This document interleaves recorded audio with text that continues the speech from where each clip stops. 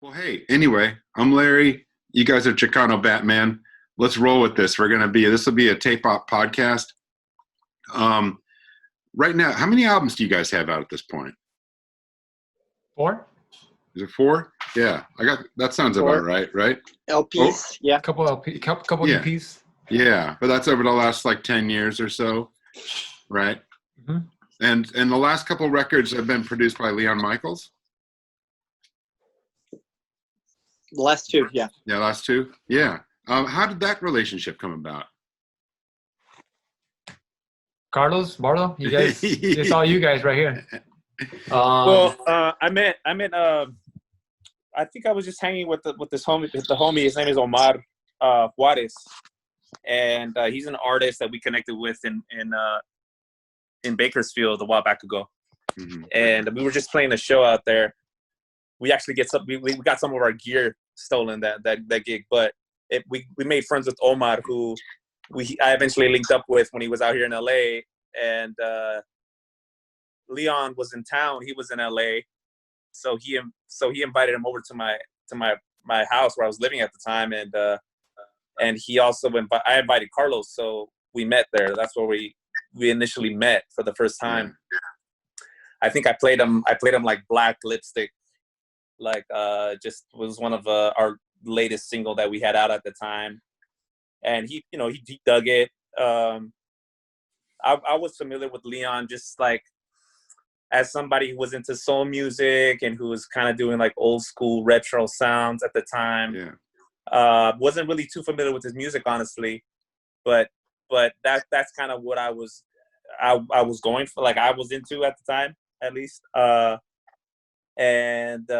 yeah, that's how we initially connected, and then Carlos and Leon kind of developed a relationship as well. Yeah, Nat. Carlos, tell him. Were you guys looking for someone to produce that was the Freedom is Free record, right?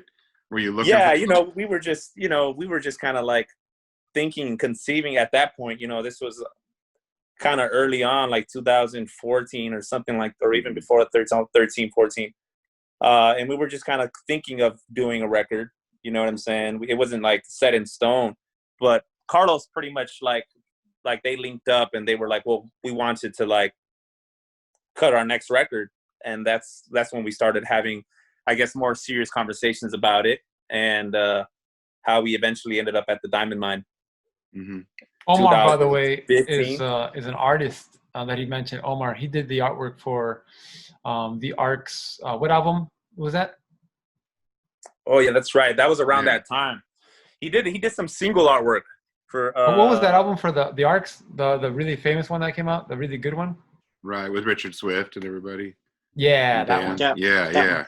Yeah, he did the artwork for that. Yours dreamily. Yours dreamily. Mm. Yeah. That was around that time, 2000. What year was that? 2015. 2015. But the singles came out first. I think it was around the time that we put out the singles, which were amazing, by the way. I love those singles. Right. And then Leon was playing in that band, right? Yeah, he played keys. Right.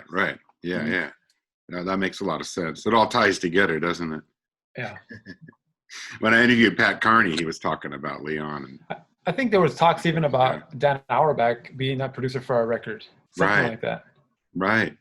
He always got like in the shuffle of things. Sure, certainly. Have you guys been to his studio in Nashville? No, not yet. Oh, it's a cool spot. There's so many goddamn instruments. It's insane. Everything, all kinds of keyboards, guitars, you name it, man. What from the previous records, had you guys been producing yourselves or just finding various people to work on, or how would those come about too? Well, the first record, we had our first gig in 2008.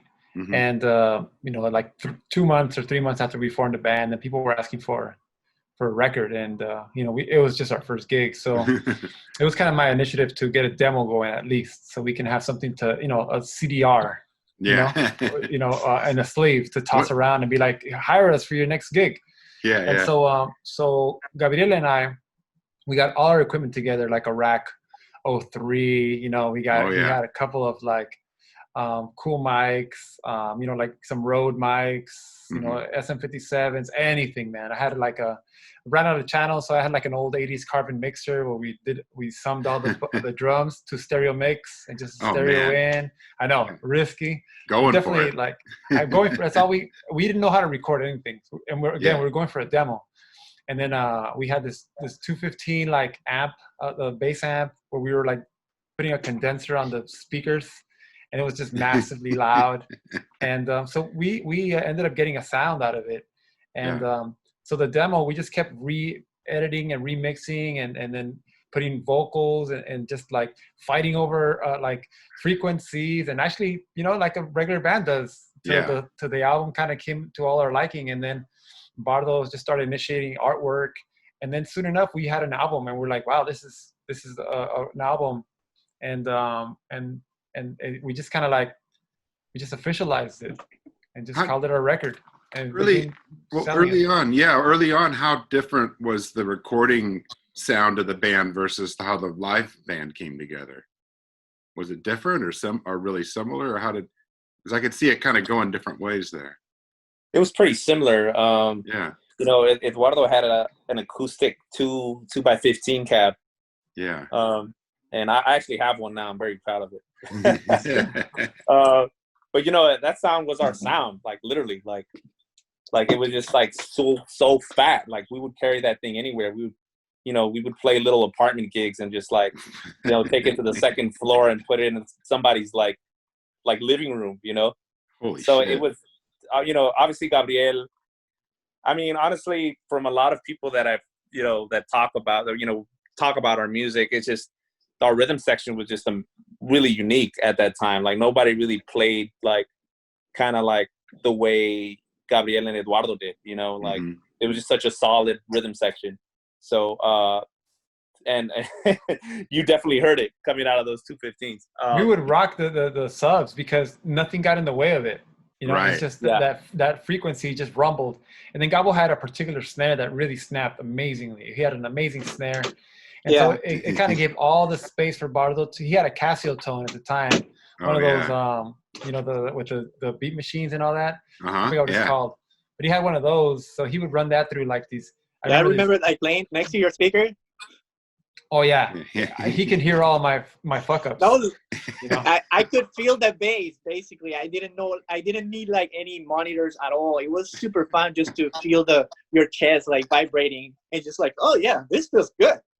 Oh man, we didn't use monitors. We didn't use monitors. No, for like 2 years or something. Like it was just like super raw, and and that was actually was a lot of fun with. It was so much fun because it was just.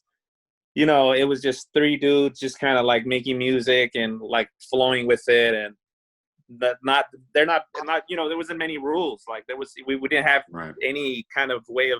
We just wanted to be creative. I just wanted to be. I was just weird. I'm kind of a weird dude, so I just have like crazy keyboards and was aesthetically reaching very far. In terms of what I heard in my head, and these guys like. Also, reaching. We were just reaching for the stars, as they say, and improvising. Yeah, a lot. Improvising and then editing down to distilling it down, kind of. Yeah, I was thinking that part of the aesthetic at the time was like kind of like pop songs within the context of like a lot of jamming out, kind of like kind of Doors-esque kind of vibe, where it's like, okay, there's a pop song that's cementing the foundation of the music, but then outside of that, as well, because we all wanted to like just and jam, I kid you not, on the first record, Bardo took like 12-minute solos on the guitar. Nice. We had to edit down to like a minute and a half, which is still generous compared to like solos. 12-minute solos, man. It was great. We were all like, that's in the spirit of reaching, Yeah. Compared to other bands you guys had been in before this, what do you see as the real difference? Is it like an openness to trying to do something new, or what kind of identifies it? Trick question. Well, it's interesting because like this is like we're talking about the foundation of this band. Like that's what we were doing in the first record, like 2008. But I think that since then we've gone through a process of refinement. and especially with, you know, how could I put it? Like we could talk about older bands, but this, like, just talking about Chicano Batman in itself is such an evolution, you know.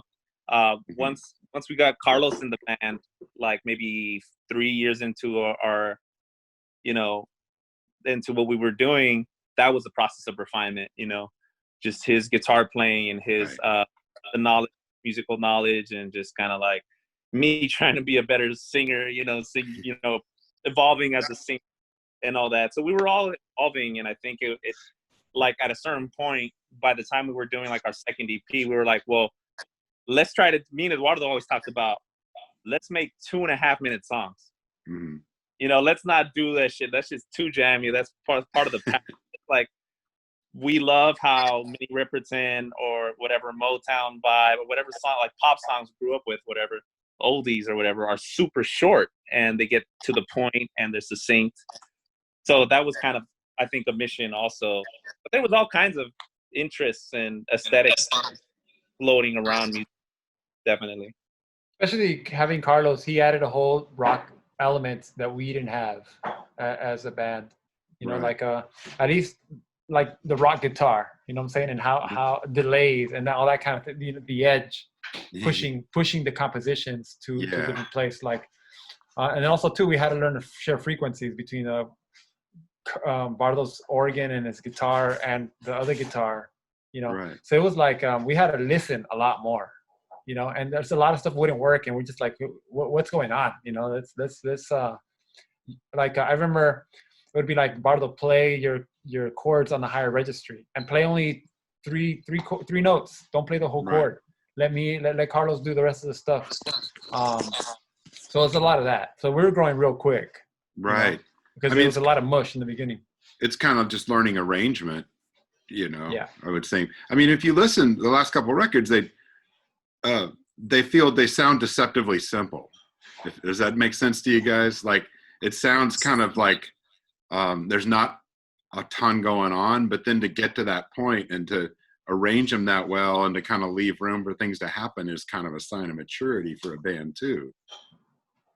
I think the best music is super simple, you know, and like anytime, at least for me, when I just like growing up or whatever, seeing bands or like listening to like a reggae band, for example, that just sounds so good. It's just so appealing to your ear, to your body, because it's like there's only 3 things talking actually, you know, there's a polyrhythm thing going on that's tugging you, you know what I mean? Like, when everybody's playing on the same downbeat, whether it's like a million notes or, you know, or whatever, it's not really going anywhere, no matter how complex it is. And so that's also something that I really appreciate about, you know, Eduardo and Gabriel, and well, everybody in this band is like, are you know, the importance of rhythm, you know, really like paying attention to rhythm and where we place it and placement. And I think, how could I put it? Like, that's something sometimes maybe you won't hear, but something that you feel. One of the things that that we've evolved, especially on this album, was one is kind of ditching organs and then going with synths. And the other one is getting Carlos off of the 2 and the 4 on the Spanx on the guitars and freeing him up to be a rhythm player. Right. You know, and not just support of the boom bap, but to be creative and to go do, you know, walk his own path. And I think that opened up a lot of space, you know, like with him getting inside of the groove, it really left a lot more space open. Whereas before he's actually leaving more space, you know, but it's very locked in. You know? I mean, you guys have mentioned some of the krautrock bands like Can and Noi and stuff too, which might be a little, might not be obvious in your music, but as far as arrangement and playing and everything made a lot of sense to me to hear that discussed too, you know, because those guys, something like Can would leave so much, they'd keep the rhythm tight, but then they build things around it and wrap around and leave all this other space. That's Carlos territory. You can tell you about that. Yeah, Can is a huge influence of mine. Yeah. They just had an incredible rhythm section, but they didn't subscribe to, like, when you have a funky rhythm section, a lot of times you think of funk music or soul music, where there tends to be I don't mean this in a negative way, but musical cliches. Like there's a form that you're doing the 1-4-5 pretty much. Yeah. And they took the funk, but they were like, fuck the 1-4-5. Let's take this funkiness and Stay on take the it one. as far as we can go and see where it goes, you know, and it's still funky, even though it's avant-garde. I like that mix. And I always like breaking rules like that, like taking something familiar and then trying to do something different with it to create something unique. It could be really simple as, you know, just changing one element and then all of a sudden you have a new sound or just newer territory. Yeah, makes sense. I mean, There, you had a good point about staying on the one. yeah, And just stay on the one. That's some visionary shit. Yeah. You know, because our early shit, we were all over the place. You know, like Yeah. let's throw in the major sevens here. Let's throw in the 13s. Let's just throw a vamp, a bridge, completely atonal. You know, and then come back. And it was cool territory. It's like it's going on like Wild Wild West. You know, Right. no rules. But then on this one, it's like let's stay on the one for like forever until maybe the chorus hits and we have a second, but then we come back to the one. And how do you open up space and be creative while staying on the same chord? You know? Right. And I think that's maturity. You know. Yeah. Right. Yeah. One thing I noticed, like I first heard this record in shuffle. I put a bunch of new records in a playlist and it was running through on Tidal, you know. And every time a Chicano Batman song from the new record would come on, it would catch me. I'd be listening to the words and the attitude that you have in the singing, you know. Whereas other music, sometimes that doesn't jump out that way. And I think there's something about the presentation that allows that, you know. Yeah, I appreciate you saying that. I mean, there was we worked hard to do that for this record. You know, it was one of those things where it's like, it was definitely about making the songs, like you mentioned, simplicity, right? You know, just making the song, like the rhythm sections just be like water beds, you know, like water beds, you know, that just kind of like, just beats really that you're going to bump in your car. Mm-hmm. But let it be like open for like, you know, like a song like Invisible People where, you know, it's really about the what's the delivery of the lyrics or whatever. Yeah. You know, like basically left the space where I could do that. And just you know, for me it was really about, in terms of lyrics and lyrical and delivery, it was really about doing exactly what you just said, just like putting out as much attitude as possible. Yeah. And another thing about the deceptiveness, the deceit of the simplicity, like in Invisible People or Color My Life or, you know, I Know It, or any of these songs that have this consistent, like Moment of Joy, for instance, like we are intensely playing, you know, to be simple and just chill as hell. You know, like Moment of Joy, we recorded that like at minuscule little tiny volume, like, you know, and Gal was playing basically with chopsticks, you know, to get all the equipment, you know, to bring all the microphones and let the equipment work, you know. But we were playing so soft and so slow, and it just sounds so big afterwards. But it's intense to play soft behind the beat and simple. So we're like freaking out, like, you know, we can't wait for the takes to be over. Like, oh, hold on, give me a break, man. I was insane, you know. Yeah. And then we're trying it again, or Color My Life.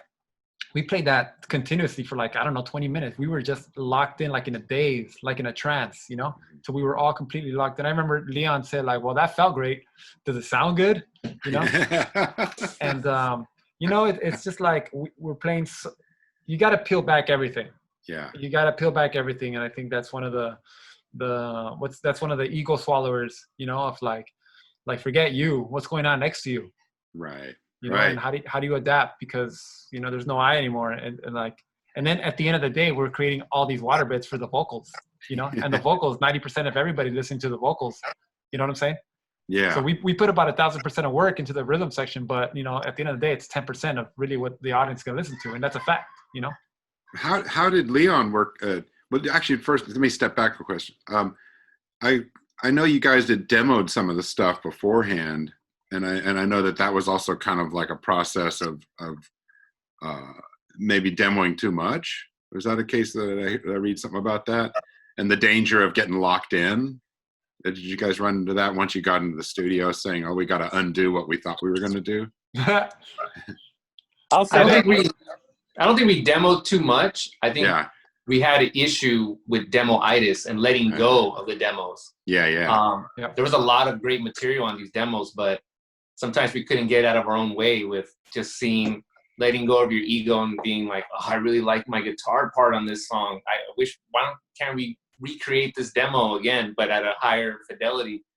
That just wasn't the case. The song needed simplicity or needed a completely different arrangement. So I'd say it was more demo-itis than over-demoing.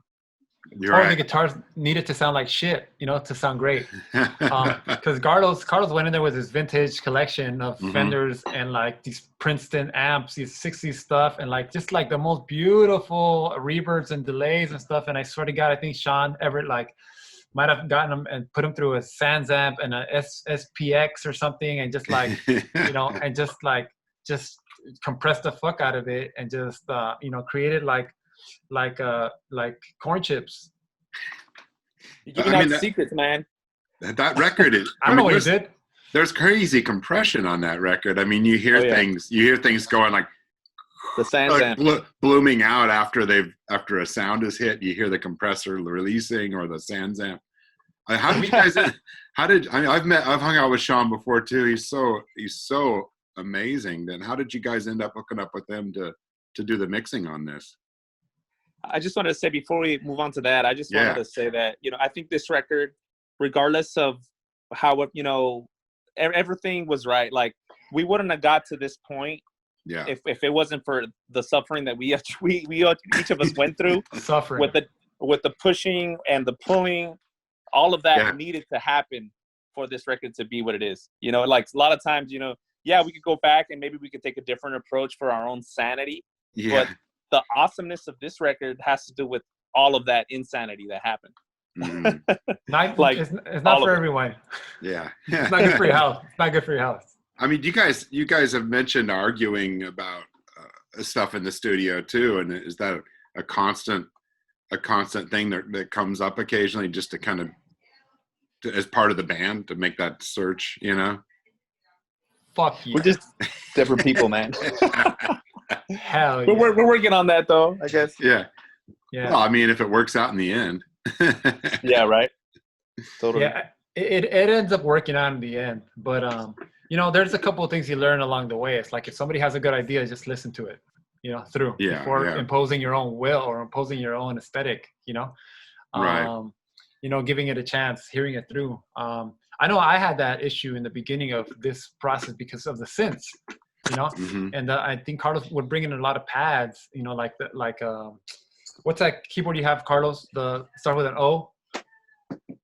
I had my Moog Opus and the Prophet 8. Prophet 8, the Prophet 8. I thought it was an Oberheim. A Prophet 8. Yeah. And I'd hear those pads and I'm just like, and it's also getting in my territory of the bottom end, And it's kind of basically saying I have to play some of those roots and I have to really keep it consistent, because aesthetically those pads are huge, Right. And so so it didn't give me a lot of room to like be funky and slap things around and stuff. So I had to behave, honestly. And so that was my challenge in the beginning, and I'm grateful for that now. It changed my whole vision about my role, honestly. Right. It's hard. I mean, I'm a bass player too, so it's hard sometimes to figure out like between support and then also setting the whole tone of a part, like where do you land with the bass, And I think the way, for me personally, everybody has their own way about their approach to the instrument. But for me, I just made sure I found like half a second somewhere to add a lick per tune.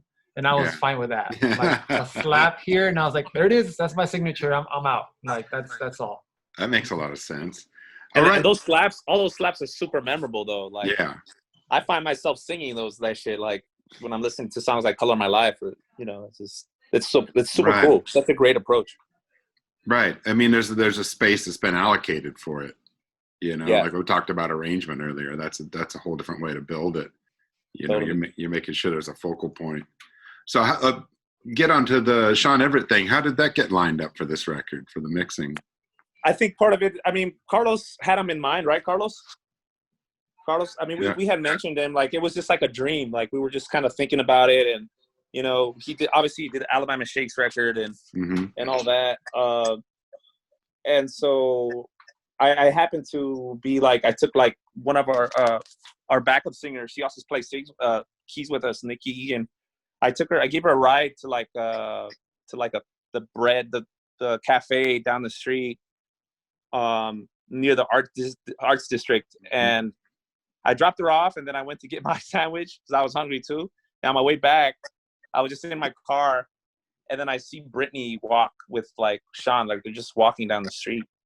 And I was like, oh shit, I'm not gonna miss this opportunity. So I just kind of jumped out my car, ran across the street, and just said hi to Brittany. And I don't know, I kind of just like, can I hang out with you guys? Bardo style. I just kind of like imposed my will at in the moment. And she was like, yeah, come check out what we got. We're working on my album. And so she showed me some of the last record that she put out. Yeah. And it was amazing. Georgia on My Mind, like that record's intense. Yeah, it's so good.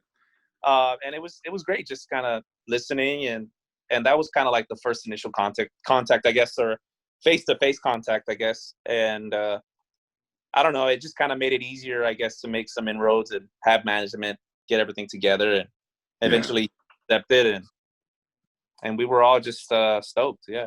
Did you guys go? So that's at his studio over there in downtown. Right. Did you guys go work there with him, or did you just hand off the tracks and say mix it and we'll talk later? No, we had like 3 intense sessions of listening to music and stuff. Yeah. Carlos would kind of initiate all of them. He would have the line. Carlos always has a line to our big networking connects with Jack White and Sean Everett and whoever it is. And Bardo has kind of like the like, I'm going to jump over this fence and I'm not going to lose this moment right here. Everybody has their own way of like securing shit, you know what I'm saying? And it works like that. Totally. And so Carlos would set up these 3-hour listening and chilling sessions with Sean Everett at the studio. And we'd listen to our demos. He'd show us stuff. We listened to songs, different albums. And then by the end, we kind of knew what we were kind of like on the same page about what we want. And so, cool. So that was great. I remember in the beginning, Carlos and I would talk about like a lot of the combos, like who do we want to produce this record? And one of our dreams was like Dave Friedman. Let's get him to like to mix it. Let's record some crazy shit. I think we're looking for a new sound, because I mean, one of the things for us is like like any band, you just want a new sound. You just want to shoot for the sky and redefine things out in the open, out in the public, and say like what's something people are not doing. And I was like, well, people are not doing some Dave Friedman shit with Chicano Batman music, that's for sure. So, but we met with a bunch of producers and stuff like that, and none of them really stood out for us. Some were really great, but more poppy, or others kind of like not risk takers. In the end, we went with like what Carlos and I would shoot in text, like, dude, what would be sick is Leon Michaels and Sean Everett, Yeah. But to me, it's just a thought. But for Carlos, it's a methodical, like, it's a plan, about how he's going to like make that shit happen, Yeah. I think it worked out really well. I mean, that record, it's just, there's something, coming at it for me, like as a producer, engineer and stuff like that, at first it's like, holy shit, what they do to this record, like, how did it get there? Do you know what I mean? Because it's really, there's things that are really blown up. And there's things that are really like, from what their original source was, they sound kind of mutated. They've changed. Was that? I think for this album, like the secret sauce that hasn't really been spoken out loud is, I really believe there was an inspiration from the Latin Playboys records that Chad Blake made with Mitchell Froome. And when we were having these meetings with Sean, we arranged the final meeting with Leon and Sean, and we were in the control room listening to music, and somehow Latin Playboys came up, and Leon and Sean both said, "Oh, that's my favorite record of all time." And then they found we realized they had common ground on that, and then they started talking about the record and how influential it was from an engineering standpoint, producing standpoint. I listened to that record a lot after hearing them hype it up so much. And Yeah. it's incredible. And I do hear like some of those aspects of what they're doing in the engineering and the production of that record on our record, like just these little weird sounds that come out of nowhere. How he takes the tape hiss and then like puts it at the end of a song, or just has it blow up in a second for like a verse. All that is Latin Playboys to me. I thought that was straight up Chad Blake. Oh yeah, that makes a lot of sense. Chad Blake's a huge inspiration to Sean Everett, which he told me. Yeah, definitely. You can feel that sort of And like the bottom end. sound manipulation, the bottom end, experimentation. You know, they're both really interesting people. You know, that's for sure. Definitely. No, the Latin Playboys thing, that's funny because that absolutely. When those records came out, I just about shit my pants. And and I went and saw them tour on the second record. I think they toured even, and I saw them play up here in Portland. It was really cool, all kind of tweaky sounding and awesome. And there's certain shit that Sean does on Invisible People that I don't understand. You know. Yeah. And you know, us, we've been recording and you know, doing our music for a while, and I'm like for instance, there's a guitar solo on I don't know. There's several guitar solos where they just sound so loud, you know, but Carlos it's musical. is smiling. I know it's his dream come true, but it's so loud and huge, and it's like sandwiched. It's like it's limited, you know, and it's like spread across even, but not up. You know, it's not loud. It's wide, but the drums are still there. The bass is still intact. It's like he found every crevice to smudge in every solo he can find, you know, and then out back to vocals. And it's just, I'm just like, I don't know. It's just some Picasso shit. I don't exactly know how you do that, you know? How did it happen? I think it's real indicative that you guys, a lot of people are drawn to working and trying to achieve something like this when we're also in an era of so much control over the recording process. You know what I mean? Like I do remote mixing for people all the time.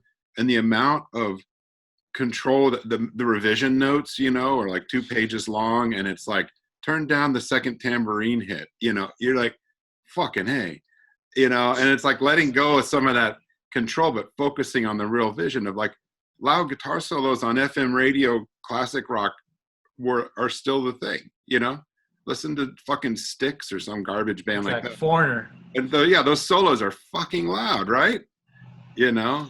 And then you make an indie record and people go, oh man, be careful, turn that down. I mean, what the fuck? It's crazy that you mentioned that. I listen to stuff, and when I do mixes, I'm like, damn, the guitars are loud as hell. Like, and you listen to like records and they're really low in the mix. It's just, I guess, how it sits. But he went for it, and there's so many proud moments for me as a guitar player that he just made like the solos pop. Bardo does an amazing solo on I Know It, and how Sean mixed that in the mix in conjunction with, of course, the playing. It's magic. Yeah. I think one thing that I'm kind of catching on here too is that you guys had picked the team of Leon and Sean to do the record, got them together before you started recording the basics, right? And came up with sort of a vision of how it was going to go, as opposed to like producing it with Leon and then passing it on and seeing what happened, right? Well, we did pass it. Like originally, we wanted them to both work together, like in the country, you know, like be in the room with each other, like. But that didn't end up working. Ended up happening. So it was just like basically Leon and Jens, his assistant, his engineered it, and so I mean what's the name? Sean wasn't there for the production. We just kind of handed him the stems. Right. But the he said when we handed him the stems, he said, "Is there anything you don't want me to do to this?" You know, and then we just said, I think I remember we said, "Do your thing," you know. And then Bardo was like, "Crunch up my vocals," you know. And Carlos must have said something on our way out. I don't know, sure, like loud guitar solos or something. I don't know. Slip him $100, you know. Yeah. But that's what you're saying about we are so meticulous about our own shit. Like, yeah, it's the second tambourine hit, turn that shit down, obviously, right? Yeah. But with him, it was it was just like a leap of faith. Honestly, we're like they are in the best hands possible. we recorded at Barefoot Studios in Hollywood, Eric Right. Valentine's studio, which is they're selling it now. I think we're Yeah, I trying heard to that. put our I money heard that. together to buy Oh, it. Are we man. guys? We're gonna try to get it. That's the old Crystal Sound where Stevie Wonder and Yeah. shit was. My friend John Fishback did records there back in the day. War and Stevie Wonder, all kinds of shit. It's a dope Crazy. spot, man. Undertone yeah. Audio, they run that out of there. Right. The ones making the Unfair Childs. Right. And so it was just legendary. We felt Mhm. good being there, good people, good hospitality. So performance, it was crazy because performance-wise, when we first heard the mixes, the roughs, we were like, this is the most incredible shit ever. So whatever we got back was some hocus pocus shit. Even beyond. Were there After some major surprises after Sean, after the mixes? Oh yeah, every song. like night and day. Wow. That's good. Did you feel okay with the drum sounds? Were you good? Woo-hoo! Were you good? Yeah, I'm still celebrating. Right? Woo! Okay, good. Amazing. Yeah, that's awesome. It's good. Were there things you had to undo? Was there anything where you said, "Sorry, Sean, we can't sit with this"? Well, we went through our notes too, Yeah. Like we had notes and just little things, but it wasn't like nothing like, okay, we need a new drum sound. You know what I mean? It was nothing like Yeah. the rhythm section. Pretty much all that stuff was already there. It was just little minor, like smaller minor things that we kind of like had to hash out. Really Small minor things that took like 6 months. Little things, pretty much. I'm saying Carlos He had took notes. liberties. He took liberties with the mix and also arranging. He Really? was part of the arranging process Mhm. because we got back the mixes, and there was parts taken out, and the song was all the better for it. Wow. And I really thought that was amazing that he really listened to us and we were like, do whatever you want. And he took out guitars, he took out keyboards, or created moments that just helped lift the parts that came afterwards. And it was crazy. It was really inspiring. He took out guitars and he took out Bardo's and Carlos's parts. 'Cause obviously, they have way more parts than the drummer and I have, right? Right. So I think we saw them go through their process. They're like, I want it back, man. And that I remember those riffraffs, man. But at the end of the day, some made it back. I think 80% didn't. Wow. That's pretty amazing. But it's subjective. Yeah. It's super subjective. Like, how do we know that their decision is the right one? How do we know that what we have in mind is also not right? Right. But then you get into some psychological warfare, and that has no Yeah. end. I mean, So what are you just gonna gotta be like? What are you gonna do? Make like 5 different mixes of the album to satisfy everybody? I think we're trying to do that. It's our next album. Yeah, it's a box set. Obviously this record came out at the start of this whole pandemic bullshit. So no touring, unfortunately. And man, what the hell are you guys gonna do in the meantime to stay creative and move forward? Just extend our Zoom accounts. I don't know. We're thinking of doing an EP right now. Are you gonna pass tracks around or go get together? Yeah, totally. Yeah. Doing that, working with a couple producers to try to get something going. See if there's any magic that we can create through this kind of relationship. Everyone's cooking something indoors right now. Yeah. It may not be so sticky between like people being with each other. Right. But there's something to be done. There's an advantage. To being in a situation that, you got to look at both sides of the page always, so Yeah. I think that's what we have to look at. And, while we're not touring, people are creating a relationship with our record, Right. so that when we do, the iron is hot and we have to work less and we can perform better, be entertainers. Yeah. So that's a positive thing. We've been getting a lot of press, we've been able to, digest the album with the public a lot more than if we were on tour doing interviews like before shows or in the morning or radio. Right. The same radios are coming to us to do the promotion, so we're doing these Zoom performances or et cetera. So it's a blessing, man. It's a blessing for us to have a good team that's pushing our record, Right. and it's not letting it die. Yeah, that's good. That's good to know because it's worth hearing. Awesome. Well, thanks, you guys. Any last thoughts for Tape Op? Anything you want to say to our crazy readers? We're good. Looking forward to the next issue. Yeah, oh yeah, the new one just came out. We've got King Britt and who else is in that? A bunch of different people. It's a really fun one. And of course, when the one comes out, it means I'm already working on the next one. So I'd say to all the people out there, just check out our early work. Check out our early work. First album, second album, Joven Navegante. DIY. I mean, I think we were on the cutting edge of DIY before that shit was really popular. Right when YouTube was coming out, before Instagram and all that. So we were going for the most hi-fi, and it ended up being the most lo-fi, cool thing possible. So it's like it's weird and it's amazing at the same time. People are like, what tape machines do you use? It's called a Pro Tools Rack 03. Pre-Sonus Eureka. Oh yeah, right. Preamp. I use that on everything. Oh yeah, I've had that before. T-Rax plugins. Oh yeah. And, all that stuff. That was the juice, and a carbon mixer. Oh my God. Carbon. And a Rode the NT2A mics. Like that was what it was. But it's, I think, the will. Any young listeners is like, you need to will your way to create something, and it will be amazing. Otherwise, if you run through the gamut of like getting the best equipment possible, you just get stuck getting more equipment and never really focusing on your art. And I think that's one thing that's a takeaway. It's like you have to will your way through with whatever you got to create your art, always, regardless. Totally. Excellent. Perfect ending. Thanks so much, you guys. And thanks for taking the time to meet up with me and do this. Thank you, man. it's a pleasure. It's really great. I love your records, and we'll put this up soon. Hell yeah. Thank you so much. Thank you so awesome, much. man. Take care.